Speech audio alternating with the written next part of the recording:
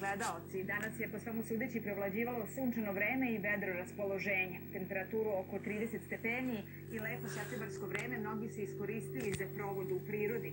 Prosječne maksimalne vrednosti za drugu dekadu septembra su od 22 stepena do 25 stepeni, a posljednjih dana u našim krajima temperatura je za 5 do 7 stepeni viša od uobičajene za ovaj period.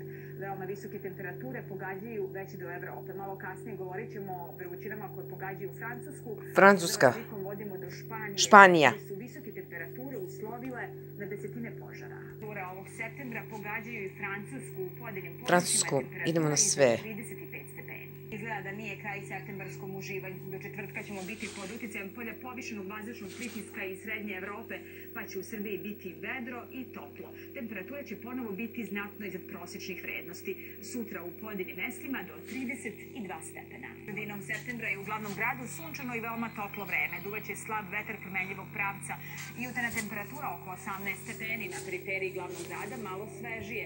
Najviša dnevna 31 stepen. Kritične vremenske prilike očekuju se u Novom Sadu, kao i u Kragujevcu, i temperatura od 31 stepen koliko će biti u Nišu. U Prištini maksimalna temperatura niža za stepen. Kratkotrajno osveženje koje u Srbiju stiže u četvrtak uveče spustit će živu u termometru, pa će sve do 24. septembra u našim krajevima temperatura biti uobičajena za ovaj period.